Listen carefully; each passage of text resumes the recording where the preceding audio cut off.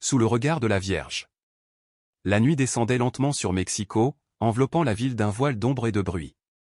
Dans un petit appartement de la Colonia Doctor, Ernesto était assis au bord du lit, les mains jointes, le regard perdu dans le vide.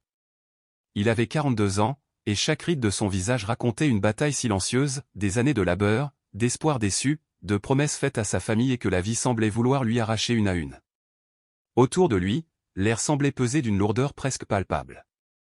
Sur la table de la cuisine s'empilaient des montagnes de papier, factures, lettres de relance, notifications bancaires. Le téléphone, posé là, vibrait encore, porteur de voix qu'il n'avait plus la force d'affronter. Dans la pièce voisine, les rires clairs de ses enfants résonnaient comme un écho venu d'un autre monde. Ce contraste cruel lui serrait la gorge, leur innocence et sa détresse, la lumière et l'abîme. Ernesto se battait pour leur cacher la vérité, pour garder la posture d'un père fort, solide, inébranlable. Mais la réalité, impitoyable, lui échappait.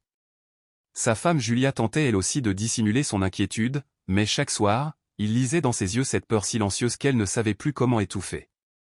Ce soir-là, quelque chose céda en lui. Les digues de sa fierté se brisèrent.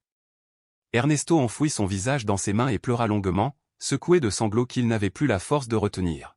« Seigneur, murmura-t-il d'une voix étranglée, pourquoi m'as-tu laissé en arriver là ?» Le silence lui répondit. Alors, dans un souffle d'épuisement, il ajouta. « Si quelqu'un m'écoute là-haut, j'ai besoin d'aide. » Ernesto n'était pas un homme de prière. Il avait grandi dans une famille catholique, mais la foi s'était éteinte en lui, lentement, consumée par les épreuves. Pourtant, cette nuit-là, quelque chose se ralluma, fragile et brûlant, comme une flamme qui refuse de mourir. Il se souvint de sa mère, disparue 10 ans plus tôt, qui lui disait souvent. « Mon fils, quand tu n'auras plus de force, demande à la Vierge Marie. Elle n'abandonne jamais ceux qui souffrent. » Alors, Ernesto tomba à genoux sur le sol froid. « Petite Vierge, si tu m'entends, aide-moi, pas pour moi, mais pour mes enfants. Ne les laisse pas payer pour mes fautes. » Ses larmes tombèrent sur le carrelage comme une pluie silencieuse. Aucune lumière, aucune voix céleste, seulement le silence, profond, dense, enveloppant. Peu à peu, épuisé, il s'endormit là, au pied du lit, le cœur vidé. À l'aube, des coups frappés à la porte le tirèrent de son sommeil. Julia se redressa, inquiète. Encore un créancier, souffla-t-elle. Ernesto se leva, le cœur battant. Mais lorsqu'il ouvrit la porte, ce n'était pas un collecteur de dettes. Sur le seuil se tenait don Manuel, un vieil homme du voisinage qu'il connaissait à peine. Dans ses mains, un sac contenant du pain et du lait. « Bonjour, mon fils, dit-il d'une voix douce. Pardonne ma visite, mais cette nuit, j'ai rêvé de ta mère.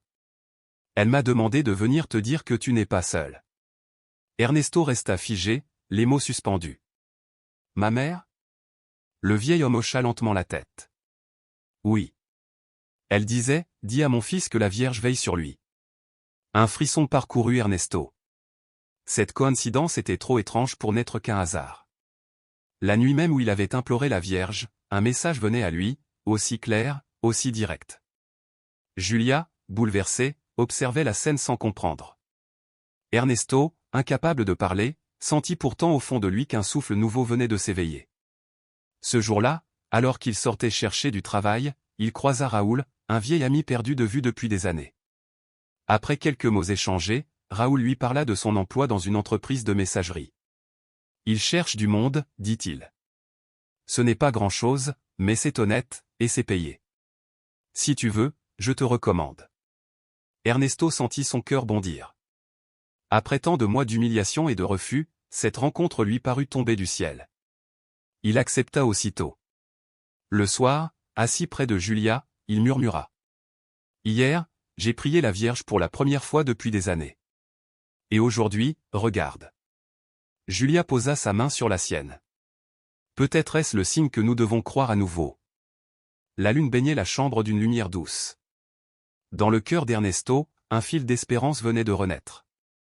Les jours suivants, il se leva avant l'aube, revêtu de courage et d'humilité. Les rues humides de Mexico brillaient sous les lampadaires. En marchant vers son nouveau travail, il repassait les événements récents, la prière, le rêve, l'emploi. Était-ce le fruit du hasard?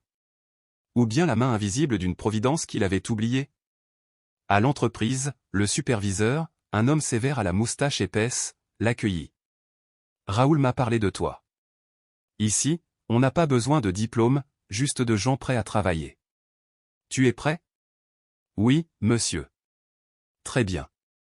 Tu commences aujourd'hui. Ernesto sentit un poids quitter ses épaules. En silence, il remercia la Vierge. Il passa la journée à charger des caisses, à trier des colis, à apprendre les trajets. Chaque effort lui paraissait un don, chaque minute un miracle. Le soir, il rentra chez lui avec du pain et des fruits. Julia pleura de joie. Les enfants riaient, fêtant ce repas modeste comme un banquet. Et dans la pauvreté, il y eut ce soir-là un goût de bénédiction. Quelques jours plus tard, en se rendant au travail, Ernesto passa devant une petite église. Les cloches sonnaient doucement la messe du matin. Sans réfléchir, il entra. Cela faisait plus de 15 ans qu'il n'avait pas franchi un tel seuil. L'église était presque vide, quelques vieilles femmes récitaient le rosaire. Il s'assit au fond, mal à l'aise, mais apaisé. Son regard se posa sur une statue de la Vierge de Guadalupe, parée de fleurs et entourée de bougies. Il la contempla longuement, jusqu'à sentir un murmure dans son cœur. « N'aie pas peur. Je marche avec toi. » Il ferma les yeux. Était-ce son imagination? Peu importait. Les larmes lui montèrent aux yeux. Une vieille femme s'approcha et lui tendit un petit feuillet de prière. « Garde-le, mon fils. Elle n'abandonne jamais ceux qui l'invoquent. » Ce simple geste bouleversa Ernesto. Il glissa le papier dans son portefeuille, décidé à ne plus jamais s'en séparer. Les semaines passèrent. Ernesto travailla dur. Il gagna la confiance de ses supérieurs, reçut des encouragements, parfois même de petits bonus. Julia le voyait changer, son visage n'était plus celui d'un homme brisé, mais d'un père qui relevait la tête. Mais la vie, fidèle à ses caprices, le mit de nouveau à l'épreuve. Un matin, une lettre du tribunal l'informa du risque de saisie de leur logement. Le sol sembla se dérober sous ses pieds. Cette nuit-là, Ernesto ressortit le petit feuillet de prière. Il le serra contre sa poitrine et murmura. « Sainte Mère, ne m'abandonne pas. Aide-moi encore une fois. » Le lendemain, son superviseur l'appela dans son bureau. Ernesto crut que son heure était venue. Mais l'homme lui dit « Un poste vient de se libérer à l'administration. Ce n'est plus du travail manuel. Raoul m'a parlé de toi, et je crois que tu mérites une chance. Le salaire est meilleur. » Ernesto resta sans voix. Une fois de plus, la lumière perçait dans la nuit. Grâce à ce nouveau poste, il put renégocier ses dettes et sauver son foyer. Julia le serra dans ses bras en pleurant. La Vierge nous a entendus. Les mois s'écoulèrent. La maison retrouva sa chaleur. Les enfants grandissaient dans un climat de paix et d'amour. Un dimanche, Ernesto décida de les emmener à la basilique de Guadalupe. Devant la foule en prière, il sentit ses genoux fléchir. Les larmes coulèrent. « Merci, murmura-t-il. Merci de ne pas m'avoir oublié, même quand moi je t'avais abandonné. » Dans ce moment suspendu, tout sembla s'accorder, la douleur, la gratitude, le passé et la lumière du présent. Ernesto comprit que cette renaissance n'était que le début d'un chemin. Mais les épreuves n'avaient pas dit leur dernier mot. Un jour, il reçut l'appel d'un prêteur informel, un homme à qui il devait encore de l'argent. La voix à l'autre bout du fil était dure. « Tu as une semaine, sinon tu le regretteras. » La peur, ancienne compagne, revint le hanter. Cette nuit-là, il ne dormit pas. Il marcha d'un mur à l'autre, le cœur serré. Puis, il tomba à genoux devant le petit feuillet et pria d'une voix tremblante. « Je ne sais pas comment, mais j'ai besoin d'un miracle. » Et le miracle arriva, sous une forme simple. Le lendemain, un client régulier, propriétaire d'une chaîne de restaurants, lui proposa un poste d'administrateur logistique. « Je t'ai observé, Ernesto. Tu es un homme de confiance. » Il signa le contrat le jour même. Avec son nouveau salaire, il remboursa le prêteur. En sortant, il entra dans la première église qu'il trouva et alluma une bougie. « Merci, murmura-t-il, la voix brisée de gratitude. » Le soir, il serra Julia et leurs enfants contre lui. « Aujourd'hui, la Vierge nous a sauvés. » Julia, en larmes, hocha la tête. « Je te l'avais dit, elle n'abandonne personne. » Les jours reprirent leur cours, mais avec un parfum de paix. Ernesto travaillait avec passion. Le téléphone ne portait plus les menaces d'autrefois, mais des appels de confiance et de reconnaissance. Pourtant, il restait humble, conscient que tout pouvait disparaître. Chaque soir, il passait devant une petite église et entrait quelques minutes. Il allumait une bougie et murmurait. « Merci. Et aide-moi à ne jamais oublier d'où je viens. » La foi ne lui avait pas rendu la richesse, mais elle lui avait offert mieux, la paix du cœur. Et lorsque le soleil se couchait sur Mexico, teignant les toits de cuivre et d'or, Ernesto levait les yeux vers le ciel et murmurait. « Quand j'étais au plus bas, tu m'as relevé. Et maintenant, tant que j'aurai souffle, je marcherai dans cette lumière que tu as rallumée en moi. » Sous ce ciel immense, il comprit enfin que les miracles ne tombent pas toujours du ciel, parfois, ils se glissent dans le cœur des hommes, là où renaît la foi. Dans son carnet, Ernesto avait un jour écrit.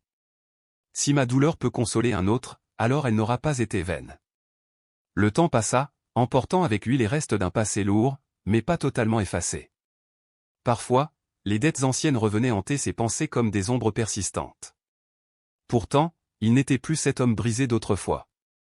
Un soir, lorsqu'une nouvelle facture oubliée surgit parmi le courrier, il sentit la peur ramper de nouveau en lui, familière, insidieuse. Julia le trouva assis, le papier tremblant entre ses doigts, les yeux perdus dans le vide. « Encore » demanda-t-elle doucement. Il hocha la tête. « Oui. J'ai l'impression que ça ne finira jamais. » Elle posa ses mains sur les siennes, les serra avec tendresse. « N'oublie pas d'où nous venons. La Vierge ne nous a jamais abandonnés. Elle ne le fera pas maintenant. » Ces mots, simples et purs, furent pour lui une encre dans la tempête. Porté par cette confiance, Ernesto chercha de l'aide. Il s'inscrivit à un programme municipal de conseil financier. Là, il apprit à planifier, à économiser, à organiser ses paiements. Les progrès furent lents, parfois décourageants, mais réels. Pour la première fois depuis des années, il se sentit à nouveau maître de sa vie. Un matin, sur le chemin du travail, il passa devant l'église où, jadis, il avait reçu ce petit feuillet qui avait tout changé. Poussé par une impulsion qu'il ne comprenait pas, il entra. Devant la Vierge de Guadalupe, il s'agenouilla. « Merci, murmura-t-il, pour chaque pas, pour chaque épreuve. Ne permets pas que j'oublie que tout vient de toi. » Non loin, une femme priait en silence. Elle s'approcha et lui tendit une petite médaille. « Je ne sais pas pourquoi, mais j'ai senti que je devais vous la donner. » Boulevardé, Ernesto la remercia. Il garda cette médaille dans sa poche comme un talisman vivant de la grâce reçue. Les mois s'écoulèrent, tissés d'efforts et de bénédictions discrètes. Ernesto n'était plus cet homme qui pleurait dans l'ombre, mais un père debout, apaisé, profondément transformé. Il devint un pilier pour sa famille, une source d'espérance pour ses voisins, un exemple silencieux pour ses collègues. Un soir, assis sur le toit de son immeuble, il contempla la ville qui scintillait au loin, pareil à un chapelet d'étoiles humaines. Il ouvrit son carnet et écrivit. Le vrai miracle, ce n'était pas le travail ni l'argent. Le miracle, c'est d'avoir retrouvé la foi. C'est de savoir que je ne suis plus seul. Chaque matin, il accueillait la lumière du jour avec gratitude. Il savait désormais que chaque larme avait été entendue par celle qui veille sans relâche sur ses enfants. L'automne arrivait, frais et clair. L'air portait un parfum de renouveau. Ernesto sentait que sa vie entamait, elle aussi, une saison plus paisible. Les feuilles mortes du passé gisaient encore, témoins des erreurs d'hier, mais entre elles germaient déjà les premiers bourgeons d'espérance. Son travail dans la chaîne de restaurants se faisait plus exigeant. Il devait jongler entre horaires, livraisons et réclamations, tout en maintenant la cohésion d'une équipe parfois réticente à reconnaître son autorité. Il y avait des jours où la fatigue le broyait. Rentré chez lui, il s'effondrait sur la chaise du salon, le regard vide. Une nuit, Julia lui servit un café dont l'arôme embaumait la petite cuisine. Ernesto murmura d'une voix brisée. « Je ne sais pas si je peux continuer comme ça. » Elle posa la cafetière, le regard empli d'une tendresse inébranlable. « Tu le peux, Ernesto. Quand tu étais au plus bas, la Vierge t'a relevé. Ce travail fait aussi partie de son plan. » Ces paroles s'imprimèrent dans son cœur et lui rendirent un peu de paix. Pourtant, les épreuves revinrent. Un jour, le patron réunit le personnel. Son visage était grave. « Nous avons des difficultés. Il faut revoir toute notre logistique. Ernesto, je veux un plan d'ici 2 semaines. Si cela échoue, nous devrons fermer. Le cœur serré, Ernesto passa la nuit sans dormir. À l'aube, il sortit la médaille de sa poche et pria, à genoux devant la fenêtre ouverte sur la ville encore endormie. Madrecita, je ne sais pas comment faire. Je n'ai pas d'études, pas de diplôme. Mais si c'est toi qui m'as placé ici, donne-moi la sagesse de bien faire. Alors, il se mit au travail. Il lut, observa, demanda conseil, nota chaque idée dans un vieux cahier. Julia, chaque soir, l'encourageait d'un sourire. 2 semaines plus tard, les mains moites, il présenta son plan. Le patron, impressionné, déclara. Je ne m'attendais pas à quelque chose d'aussi complet. Nous allons l'appliquer immédiatement. Les résultats furent rapides, livraisons optimisées, clients satisfaits, restaurant en croissance. Ernesto fut félicité publiquement. Ce fut pour lui un moment de lumière, un signe tangible que ses prières n'avaient jamais été vaines. Mais tout le monde n'accueillit pas sa réussite avec joie. Mauricio, un collègue envieux, commença à répandre des rumeurs. Il ne doit son succès qu'à la chance. Il n'y connaît rien. Un jour, il l'affronta ouvertement. Tu n'es ici que parce que le patron t'aime bien. Tu échoueras bientôt. Ernesto sentit la colère monter, mais se rappela de sa prière pour la patience. Peut-être as-tu raison, répondit-il calmement. Mais tant que je serai ici, je ferai de mon mieux. Mauricio resta muet, déconcerté. Dans le quartier, la vie suivait son cours. Doña Carmen, la voisine âgée, vint le voir un soir. Ernesto, tu te souviens de mon fils? Depuis que tu lui as parlé, il a changé. Il veut s'en sortir. Ernesto sourit humblement. Remercie la Vierge, pas moi. Je n'ai fait que raconter mon histoire. Son témoignage commençait à porter du fruit. Des jeunes venaient lui demander conseil. Il leur disait. Il n'y a pas de secret. Il faut juste refuser de fuir, travailler dur et croire qu'on n'est jamais seul. Mais son plus grand ennemi restait la peur de retomber. Un soir, découvrant de nouvelles dettes, il sentit la panique revenir. Julia posa doucement sa main sur la sienne. On ne peut pas vivre dans la peur. La Vierge nous a-t-elle déjà abandonnés? Cette fois, il répondit. Non. Faisons-lui confiance, ensemble.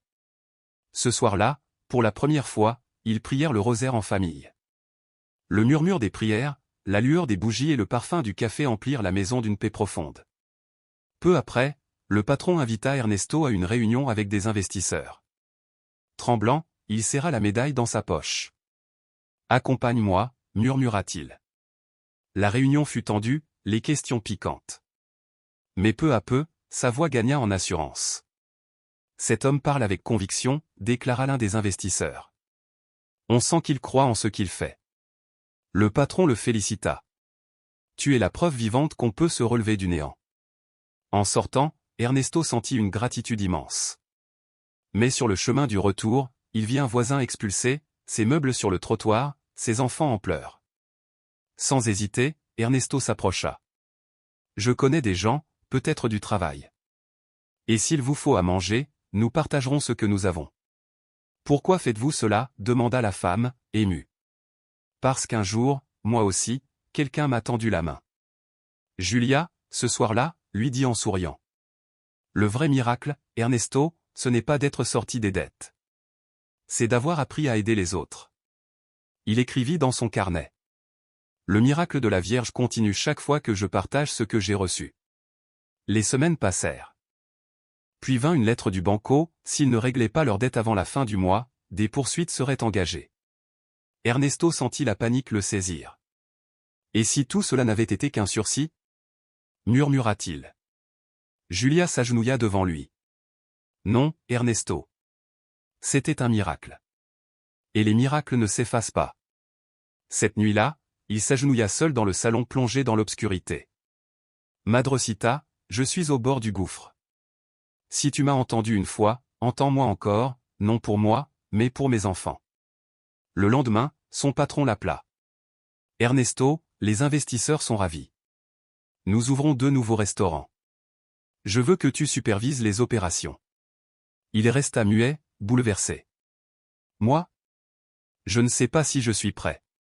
Personne ne l'est jamais, répondit le patron. Mais tu as la loyauté et la foi. Cette promotion lui permit de solder leurs dettes. Avant de rentrer chez lui, il entra dans une église.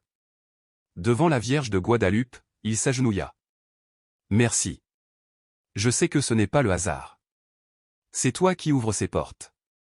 Quand Julia apprit la nouvelle, elle le serra dans ses bras. Je te l'avais dit. Elle ne nous abandonnera jamais. Mais de nouvelles responsabilités amenaient de nouvelles épreuves. Les jalousies ressurgirent. Mauricio, encore lui, revint à la charge. C'est injuste. Ce poste aurait dû être à moi. Ernesto répondit calmement. Fais ce que tu crois juste. Moi, je ferai ce qu'on m'a appris, travailler, croire et ne pas haïr. Et en sortant du bureau, un vent doux effleura son visage. Il leva les yeux vers le ciel gris et sut, avec une paix profonde, que la main qu'il avait relevée des ténèbres ne le laisserait jamais retomber. Le temps passa encore. Ernesto devint, presque malgré lui, un guide pour ceux qui cherchaient à se relever. Les voisins venaient le voir, les jeunes lui demandaient conseil. Julia lui dit un soir. Tu t'en rends compte? Tu es devenu un exemple. Il sourit. Non. Je ne suis qu'un homme tombé que la Vierge a relevé. Puis vint la nuit du grand défi. Son patron eut un grave accident. Les investisseurs paniquèrent, menaçant de fermer plusieurs établissements. Ernesto passa la nuit à prier, la médaille dans ses mains. Mère, je n'ai plus de force. Mais si c'est ta volonté, donne-moi le courage de continuer. Le lendemain, il parla devant eux avec une sérénité nouvelle. Sa foi transparaissait dans chacun de ses mots. À la fin, un investisseur murmura. Cet homme n'a pas seulement des chiffres, il a la foi. Ce soir-là, Ernesto écrivit dans son carnet. Je ne sais pas ce que demain me réserve, mais je sais que je ne suis pas seul. Celui qui m'a relevé marche encore avec moi. La Vierge continuait d'agir, non dans les éclats spectaculaires, mais dans ses gestes simples, ces forces invisibles qui soutiennent quand tout vacille. Ernesto, autrefois naufragé, marchait désormais d'un pas ferme. Et lorsque décembre arriva, avec ses lumières, ses chants et ses parfums de fête, il sut que son histoire n'était pas celle d'un miracle passé mais d'une foi vivante, qui se renouvelle chaque jour dans le cœur de ceux qui choisissent d'aimer, de croire, et de se relever. La lumière d'Ernesto. Sous la lueur tremblante d'un soir d'hiver, Ernesto marchait lentement vers chez lui, le visage fermé, le cœur lourd. L'annonce de la mort de son patron avait fait l'effet d'un coup de tonnerre. Les investisseurs parlaient déjà de restructuration, de licenciement, d'économie à faire. En franchissant la porte de son appartement, il croisa le regard de Julia. Elle n'eut pas besoin de poser de questions, elle lut dans ses yeux toute la fatigue du monde. Que s'est-il passé? Demanda-t-elle doucement. Le patron est mort. Je ne sais pas ce qu'il adviendra de l'entreprise. Sans un mot, Julia s'approcha, posa une main sur son épaule et l'enlaça longuement. Dans ce silence, une paix fragile naquit. Si la Vierge t'a soutenu jusqu'ici, murmura-t-elle, elle ne t'abandonnera pas maintenant. Les jours suivants furent une tempête. Réunions, décisions, tensions, Ernesto devait assister à des débats où chacun proposait des solutions cruelles, fermer des établissements, licencier, sacrifier. Assis au bout de la table, il observait les visages crispés.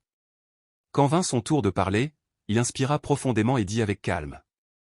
Fermer, licencier, ce serait la voie la plus rapide. Mais pas la plus juste. Nos employés se battent depuis des mois. Ils méritent notre confiance. Si nous misons sur l'organisation, la clarté et la solidarité, nous pourrons nous relever sans briser des vies. Un murmure parcourut la salle. Certains doutaient, d'autres hochaient lentement la tête. Enfin, l'un des investisseurs les plus influents prit la parole. Nous allons te donner ta chance, Ernesto. Mais tout dépendra de toi. Cette nuit-là, Ernesto s'agenouilla devant le petit autel qu'il avait dressé dans un coin du salon. La flamme d'une bougie vacillait, projetant sur le mur l'ombre douce de la Vierge de Guadalupe. Mère bien-aimée, souffla-t-il, pourquoi moi? Je ne suis qu'un homme simple, sans diplôme, sans titre. Si c'est ta volonté, donne-moi la force de ne pas faillir. Le lendemain, une énergie nouvelle l'habitait. Il convoqua les gérants, écouta les employés, proposa, dialogua, encouragea. Jamais il ne donna d'ordre, il inspira. Peu à peu, la confiance renaquit, les visages se détendirent, les équipes reprirent espoir. Dans son quartier, on commença à le regarder autrement, Ernesto, l'homme qui avait tout perdu et qui désormais aidait les autres à se relever. Un après-midi, Roberto, propriétaire d'une petite boutique, vint le voir. « Je suis endetté jusqu'au cou, Ernesto. Je n'en peux plus. J'ai envie de tout abandonner. » Ernesto l'écouta en silence, puis posa une main sur son bras. « Je suis passé par là. J'ai pleuré, j'ai désespéré. Mais j'ai compris qu'il ne faut jamais se rendre. As-tu demandé de l'aide? À qui? Qui aide sans rien attendre? Je ne parle pas des banques. Je parle de la Vierge. Demande-lui. Elle écoute. » Roberto le regarda, incrédule, mais Ernesto insista. « Essaie. Tu n'as rien à perdre. » Quelques semaines plus tard, l'homme revint, un sourire timide éclairant son visage. « Je ne sais pas comment te l'expliquer, mais depuis que j'ai prié, les clients reviennent. Les ventes augmentent. Quelque chose a changé. » Ernesto sourit. « C'est la Vierge qui agit. » Pourtant, la paix restait fragile. À l'intérieur de l'entreprise, son ancien rival Mauricio ruminait encore sa rancune.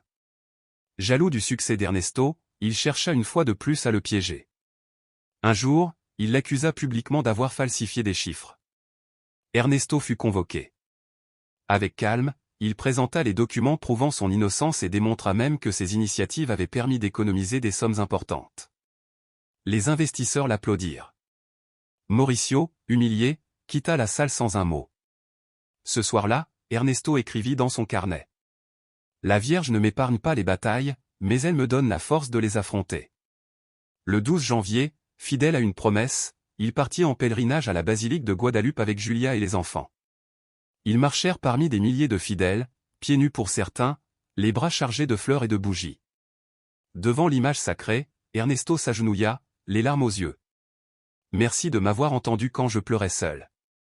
Merci de ne pas m'avoir abandonné dans la ruine. Aujourd'hui encore, je te confie ma famille, mon travail, ma vie entière. » Julia et les enfants se joignirent à sa prière. Ce moment resta gravé dans leur cœur. À leur retour, une nouvelle inattendue les attendait, Ernesto était nommé directeur général intérimaire. Julia, émue, l'enlaça. « Tu réalises? Tu vis un miracle continu. »« Oui, » murmura-t-il. Et tout a commencé par une prière entre deux sanglots. Les mois passèrent. Sous sa direction, la société retrouva souffle et dignité. Aucun licenciement, aucun restaurant fermé. Au contraire, les équipes s'unirent, les partenaires revinrent, et l'entreprise renaquit. Dans le quartier, Roberto agrandit sa boutique. Louis, le jeune homme désespéré qu'Ernesto avait soutenu autrefois, trouva un emploi stable. Tous deux voyaient en Ernesto un instrument de la Vierge. Un jour, une femme l'arrêta dans la rue. « Vous êtes bien Ernesto? Celui qui a tout perdu et qui aide maintenant les autres? Mon frère veut se donner la mort à cause de ses dettes. Pourriez-vous lui parler ?» Ernesto sentit sa gorge se serrer. Il ne se croyait pas digne de conseiller qui que ce soit, mais il se souvint de la nuit où lui-même avait crié vers le ciel. « Bien sûr, » dit-il simplement. Le soir, Julia l'écouta raconter cette rencontre. « De plus en plus de gens viennent me voir, » dit-il en soupirant. « Parce qu'ils voient en toi ce que la Vierge peut accomplir, » répondit-elle doucement. « Je ne suis pas un saint. J'ai encore peur, je doute encore. » Julia posa une main sur la sienne. « Et pourtant, tu continues à avancer. C'est cela, la vraie foi. » Cette nuit-là, Ernesto écrivit. Le miracle ne s'est pas arrêté quand j'ai remboursé mes dettes. Il continue chaque fois que je peux dire à quelqu'un, tu n'es pas seul. Les jours s'écoulèrent. Février apporta ses matins froids, son ciel limpide. Chaque matin, Ernesto quittait la maison tôt, le col relevé, la médaille dans la poche. Il n'avait plus la même vie, de débiteur accablé, il était devenu un chef respecté. Et pourtant, il restait le même homme, conscient que la foi est une route, non une destination. Un matin, en achetant du pain, une femme s'approcha. « Mon fils s'était perdu dans la drogue. Après avoir entendu ton histoire, il a décidé de se faire aider. Merci. » Ernesto resta sans voix. Il n'avait jamais voulu être un exemple. Mais il comprenait à présent que sa propre histoire semait l'espérance. Peu après, les investisseurs le convoquèrent à nouveau. Cette fois, ils lui proposèrent le poste de directeur général permanent. Ernesto en eut le vertige. « Je ne sais pas si je suis la bonne personne, avoua-t-il. »« Justement, répondit l'un d'eux, c'est parce que tu sais que tu n'es pas seul que tu le es. » Ce soir-là, Julia l'accueillit en larmes. « La Vierge ne s'est pas contentée de payer nos dettes. Elle t'a relevé pour que tu deviennes la lumière d'autre vie. » Ernesto baissa la tête. « J'espère ne jamais la décevoir. » Les mois suivants furent rudes. Les responsabilités pesaient, les décisions s'enchaînaient. Certains soirs, il rentrait épuisé, doutant d'avoir la force de continuer. Alors, il serrait la médaille dans sa main et se souvenait, rien n'est impossible pour celui qui prie avec le cœur. Un jeudi, Julia l'appela, affolée. « Ernesto, le propriétaire augmente le loyer. Nous ne pourrons pas payer. » Il accourut, le cœur battant. L'augmentation semblait une mauvaise plaisanterie du destin. L'angoisse l'envahit. « Ce n'est pas possible, pas encore. » Julia lui prit la main. « N'oublie pas ce que nous avons vécu. La Vierge ouvre toujours un chemin. » Cette nuit-là, ils prièrent ensemble. Le lendemain, un collègue lui parla d'un appartement récemment mis en location, plus grand, plus lumineux, moins cher. En le visitant, Ernesto sentit une paix profonde, c'était comme si la maison les attendait. Julia pleura de joie. « Tu vois ? Elle ne nous abandonne jamais. » Avec le temps, Ernesto devint une figure du quartier. Les voisins venaient le consulter. « Toi qui sais ce que c'est de tout perdre, aide-nous à nous relever. » C'est ainsi qu'il fonda un petit cercle d'entraide. On y parlait finances, mais aussi foi et espérance. Un soir, un homme se leva, la voix tremblante. « Il y a 2 mois, j'allais me donner la mort. Aujourd'hui, je suis ici parce que quelqu'un m'a raconté ton histoire, Ernesto. Et je veux dire devant tous que c'est la Vierge qui m'a sauvé. » Un silence bouleversant tomba sur la salle. Les larmes coulaient. Ernesto s'avança, serra l'homme dans ses bras. « Tu n'es pas seul, frère. Elle n'abandonne jamais ses enfants. » Ces mots simples résonnèrent comme une prière. Mais dans les couloirs froids de l'entreprise, un autre combat grondait. Mauricio, rongé par la jalousie, refusait de se rendre. Un jour, après une violente discussion, il lança « Tu crois vraiment que la Vierge va toujours te sauver ? La chance finit toujours par tourner, Ernesto. » Ernesto le regarda calmement. « Ce n'est pas de la chance, Mauricio. C'est de la foi. Et même si je tombe encore, je sais que je ne serai jamais seul. » Ces paroles, paisibles et sûres, furent comme une gifle silencieuse. Mauricio resta muet.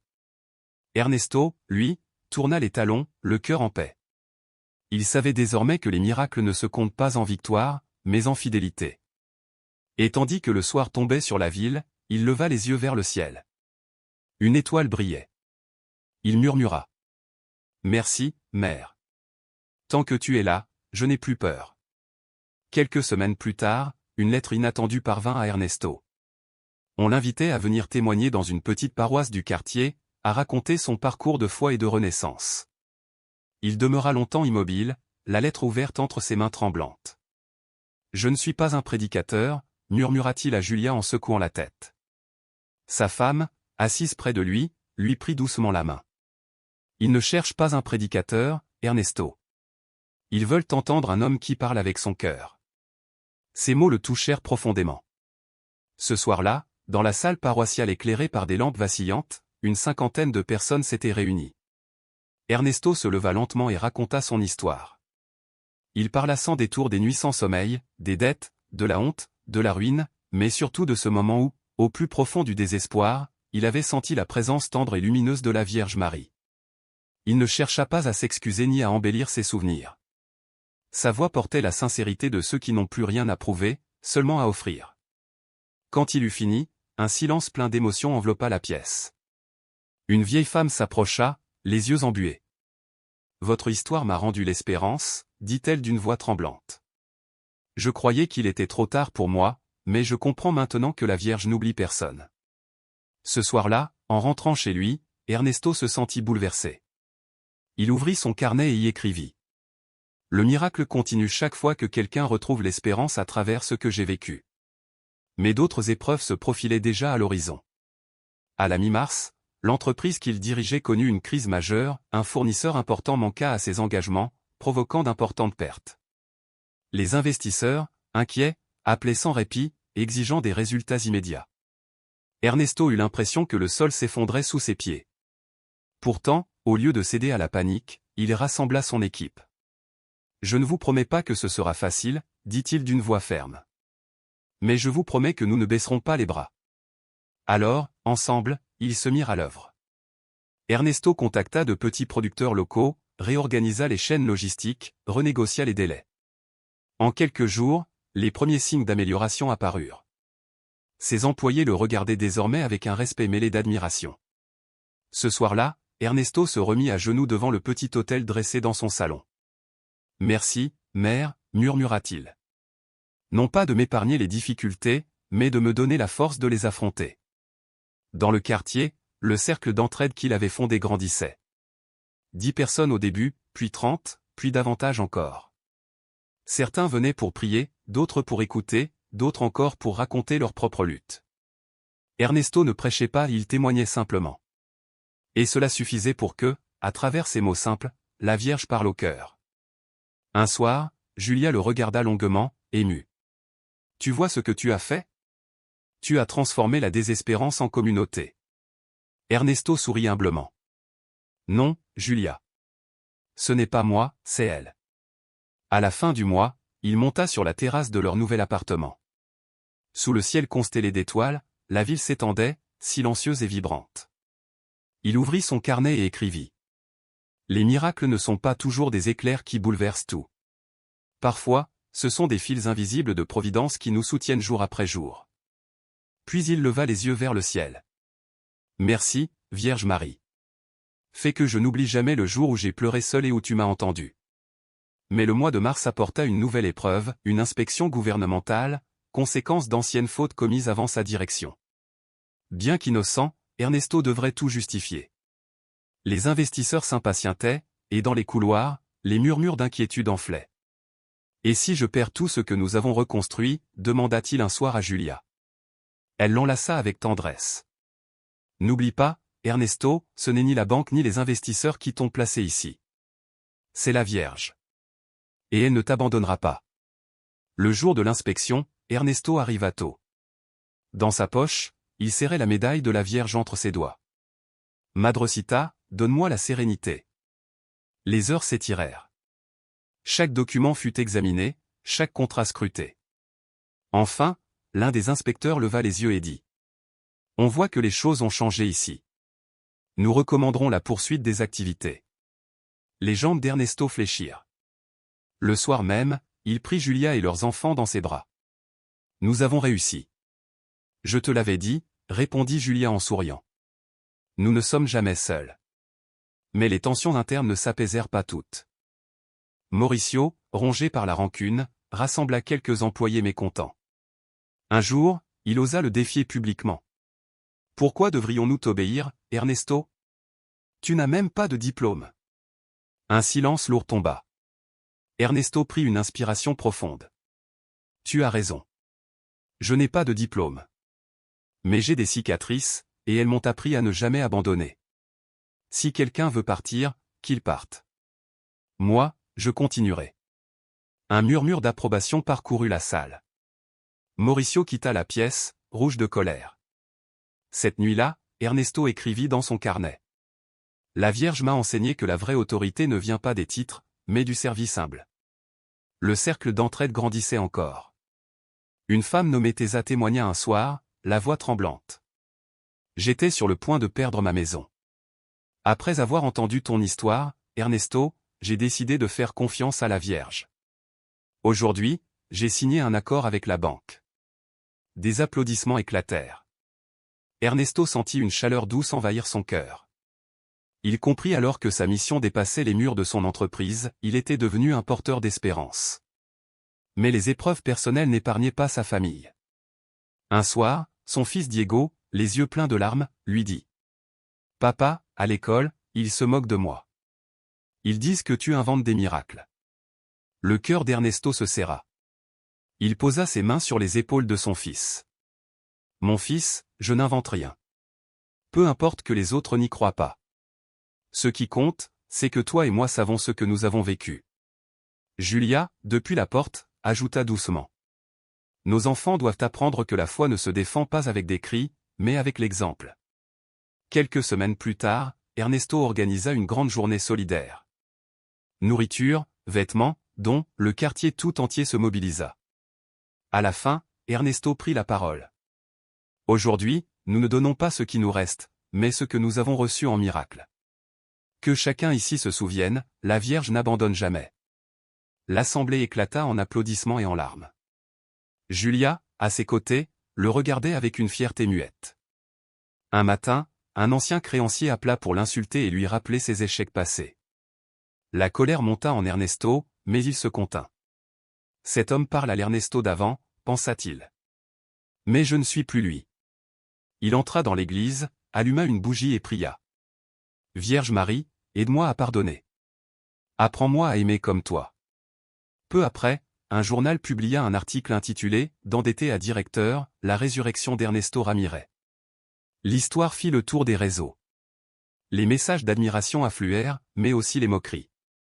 « Et si tout s'effondre » murmura-t-il, inquiet. Julia posa une main sur sa joue.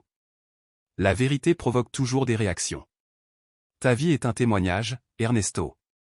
Laisse-la parler pour toi. Invité à un congrès national d'entrepreneurs catholiques, il hésita. Je ne suis pas un vrai entrepreneur. Tu es exactement ce qu'ils doivent entendre, répondit Julia. Le jour venu, Ernesto monta sur l'estrade, le cœur battant. Je ne suis pas venu parler de réussite, dit-il, mais de miséricorde. Avant de me relever, j'ai dû tomber. Et dans ma chute, j'ai découvert que l'amour de la Vierge n'a pas de fond. Un silence sacré enveloppa la salle. Puis les applaudissements éclatèrent, longs et profonds, comme un écho d'espérance. Sa vie prit alors un tournant inattendu. Son témoignage se répandit à travers le pays. Des lettres, des remerciements, des prières arrivaient de partout. Julia lui dit un soir, émue. Ton histoire ne t'appartient plus. Elle est devenue une lumière. Et Ernesto répondit simplement. Je n'ai fait que raconter ce que j'ai vécu. Le reste, c'est la Vierge qui l'a accompli. Les mois suivants, l'entreprise lança des projets solidaires dans d'autres quartiers. Ernesto doutait parfois, craignant de ne pas être à la hauteur. Mais Julia lui rappelait. Tu n'es jamais seul. Celle qui a ouvert la première porte en ouvrira d'autres. Alors, ils avancèrent. Des brigades de bénévoles virent le jour. On aida les familles, on soutint les malades, on rendit courage aux désespérés. Le nom d'Ernesto devint synonyme d'espérance. Un soir, épuisé mais serein, il monta sur la terrasse. La ville brillait comme un océan d'étoiles. Il ouvrit son carnet et écrivit. J'ai pleuré seul, persuadé que tout était perdu. Mais la Vierge Marie a fait de ma ruine un commencement. Je ne suis ni un saint ni un héros, seulement un homme qui a appris que la foi peut transformer la poussière en lumière. Une brise douce effleura son visage. Dans le silence de la nuit, il entendit ce murmure familier.